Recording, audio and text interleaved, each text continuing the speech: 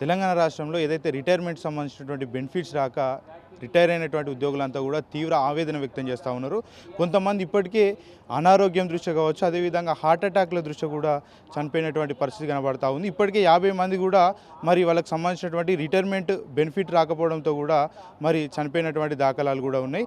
ఈ నేపథ్యంలో మనతో మాట్లాడడానికి ఒక రిటైర్మెంట్ సంబంధించినటువంటి వ్యక్తి ఉన్నారు, మాట్లాడించే ప్రయత్నం చేద్దాం. చెప్పండి, మీరు ఎక్కడి నుంచి వచ్చారు? సార్, నా పేరు రాసమల్ల ఈదయ్య, భద్రాద్రి కొత్తగూడెం జిల్లా పాల్వంచ మండలంలో నుంచి వచ్చాను. నేను టీచర్గా 36 సంవత్సరాలు సర్వీస్ చేసినాను. సెప్టెంబరు 2024వ తారీఖున 2024 సంవత్సరంలో రిటైర్డ్ అయినాను. మరి నాకు పెన్షన్ తప్ప మిగతా ఏ పెన్షన్ బకాయిలు రాలేదు. చాలా ఇబ్బందులో ఉన్నాను. ఇటువంటి ఇబ్బందులలో మరి ఎవరూ పట్టించుకునే పరిస్థితి లేదు. ఎంతోమంది పెద్ద పెద్ద మీడియాలు, ప్రతిపక్ష నాయకులు, అధికార పక్ష నాయకులు, ఎమ్మెల్యేలు, కలెక్టర్లకు మరి ఇందిరా పార్కు దగ్గర అన్ని వినతి పత్రాలు ఇచ్చినాం, కలిసినాం, అయినా కానీ ఎవరూ పట్టించుకోవట్లేదు. కానీ మీరు వచ్చి మరి మా యొక్క బాధని వినటానికి వచ్చినందుకు మీకు ప్రత్యేకంగా ధన్యవాదాలు తెలియజేస్తా ఉన్నా. నా ఆరోగ్యం బాగలేదు.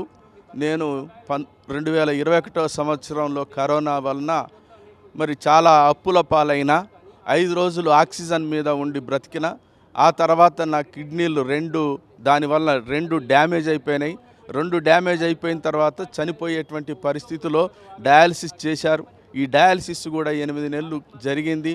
మరి 2 సార్లు నేను కోమాలకు పోయి వచ్చాను. చాలా వేదన పడ్డాను. బాగా డబ్బులు ఖర్చు పెట్టుకోవటం జరిగింది. మరి మా కుటుంబ సభ్యులు మరి చాలా రిస్క్ తీసుకొని డయాలసిస్ చేయించి మరి ఈ రకంగా మరి బాగు చేసిండ్రు. మరి మా అన్నయ్య కూతురు కిడ్నీ దానం చేసింది. ఇప్పుడు నేను ఒక కిడ్నీతోని మన 2 కిడ్నీలు ఫెయిల్ అయిన తర్వాత ఒక కిడ్నీతోని నా జీవనం సాగిస్తూ ఉన్నా. మరి చాలా అప్పులైనాయి. మరి నాకు వచ్చేటువంటి పెన్షనర్ బెనిఫిట్లు మొత్తం కూడా ఇస్తే నేను అప్పులు కట్టుకొని నా జీవితాన్ని మరి కొనసాగించాలని ఆశ కలిగి ఉంటున్నా. మరి నేను ఉచిత పథకాలు అడగట్లేదు, మరి దయాదాక్షిణ్యం అడగట్లేదు. నా డబ్బులు నాకు ఇవ్వండి, నేను దాచుకున్న పైసలు మాకు ఇవ్వండి. మరి అవి కూడా ఏకమొత్తంలో ఇస్తే ఉన్నటువంటి అప్పులన్నీ కూడా పూర్తి చేసుకొని ప్రశాంతంగా జీవించటమా, లేకపోతే ఇంకో 4 సంవత్సరం జీవించి మరణించటమా.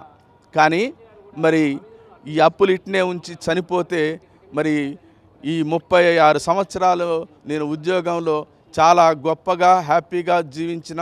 కానీ ఈ 2 సంవత్సరాల నుంచి బహువేదనతో ఉన్నాం. మందులు కొనలేని పరిస్థితి. ప్రతి నెల హైదరాబాద్ వచ్చి మందులు కొనుక్కోవాలి, టెస్ట్ చేయించుకోవాలి. ప్రతి నెల 10,000 రూపాయలు మెడిసిన్స్ అవుతూ ఉన్నాయి. 10,000 రూపాయలు టెస్టులు, డాక్టర్ ఫీజులు ఇవన్నీ అవుతూ ఉన్నాయి. మరి నా పెన్షన్ ఏమాత్రం సరిపోవట్లేదు. పైగా అప్పు ఇంకా అవుతూ ఉంది.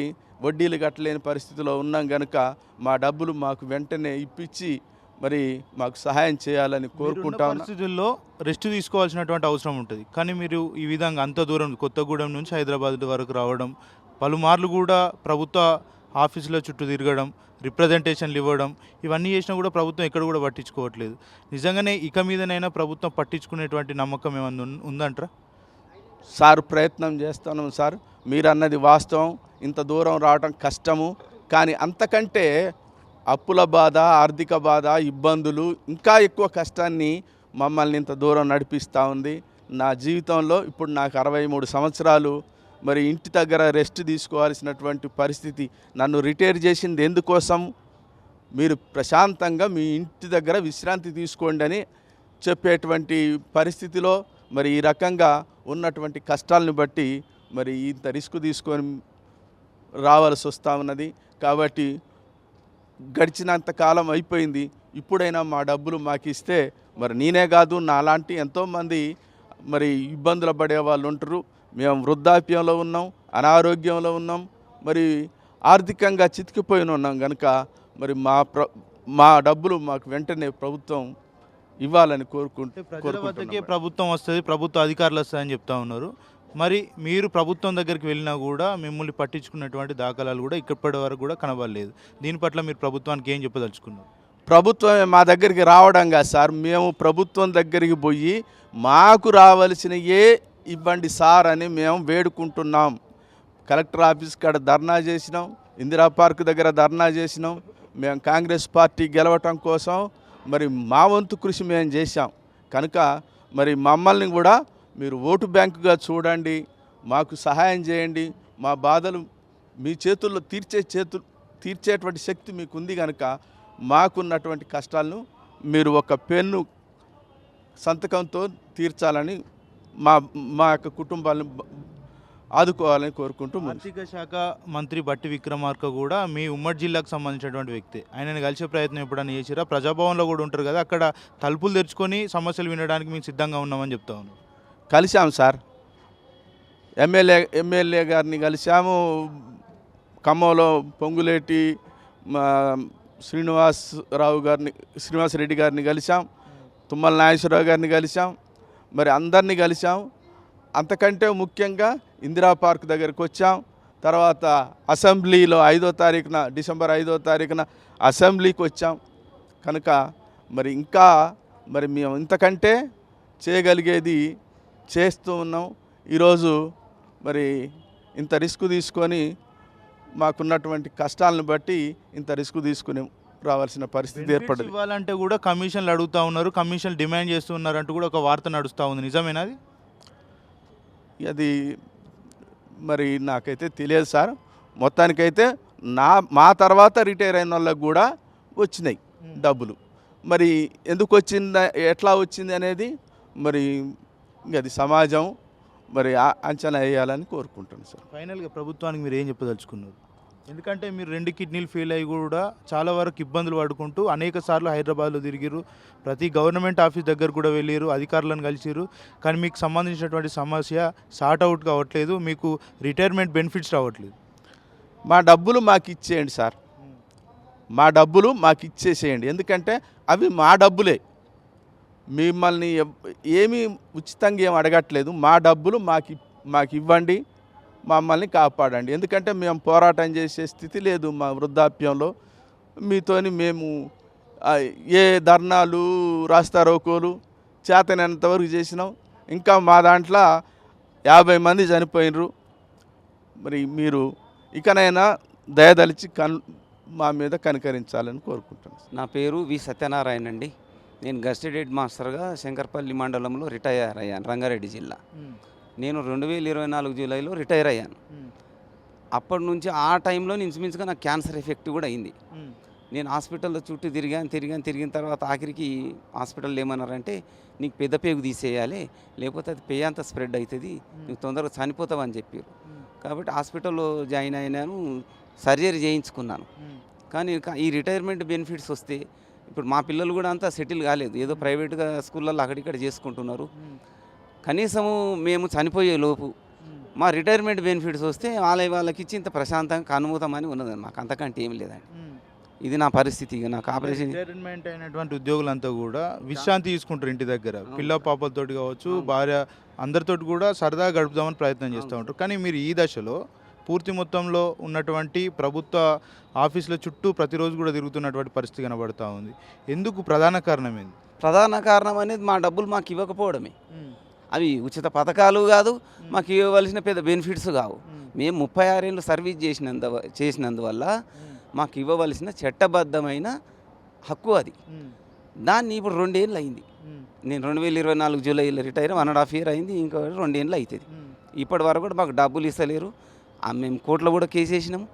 ఆ కోర్టులో కూడా చెప్పింది, జడ్జిమెంట్ వచ్చింది ఇయ్యమని 8 వారాల్లో, అది కూడా అయిపోయింది. మళ్ళీ కాంటెంప్ట్ కూడా వేసినాము.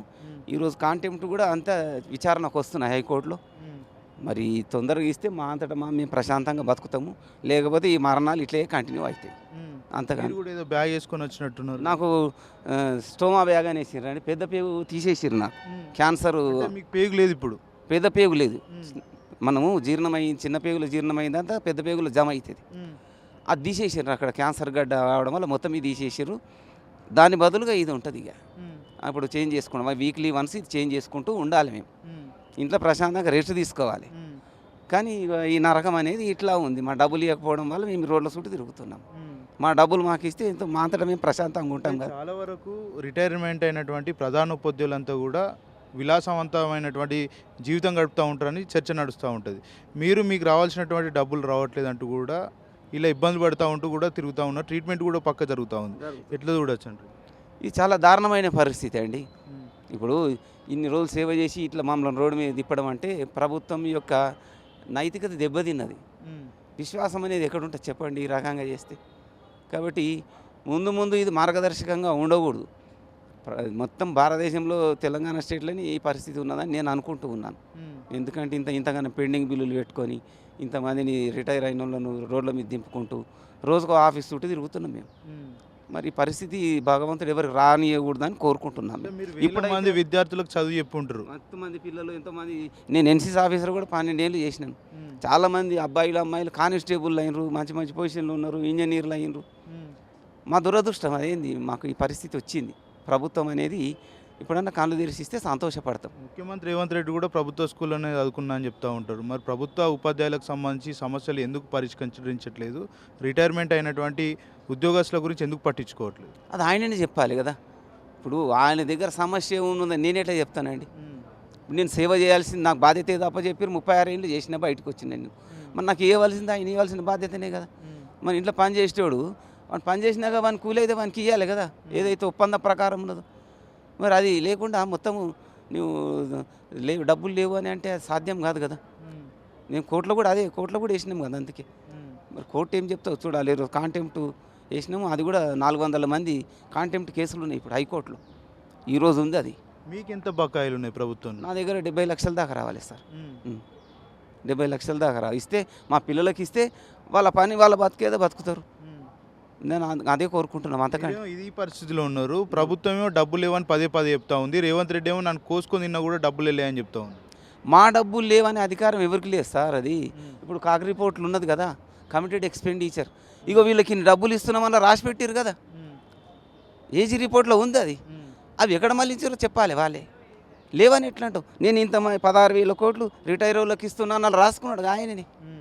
కాక రిపోర్ట్లో కూడా అదే ఉంది సార్ దగ్గర.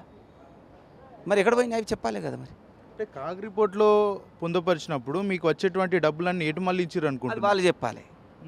నాకెట్లా తెలుస్తుంది అండి? ఇప్పుడు ప్రభుత్వ పేదలు ఏం నిర్ణయం తీసుకున్నారో నాకెట్లా తెలుస్తుంది? నా సమస్య నాకు తెలుసు. నేను చాలా చిన్నవాడిని కదా, ఇన్ని కోట్ల మందిలో నేను ఒక్కరిని. కాబట్టి ఎక్కడ మళ్ళించారు అనేది వాళ్ళు చెప్పాలి. ఎందుకు మళ్ళించారో వాళ్ళు చెప్పాలి. అది కోసుకొని తిన్నారా గీసుకొని తిన్నారా కాదు సమస్య. మా డబ్బులు దారి మళ్ళీ ఆ దారి మళ్ళీ డబ్బులు మాకు ఇస్తే సంతోషపడతామని అంటున్నాను.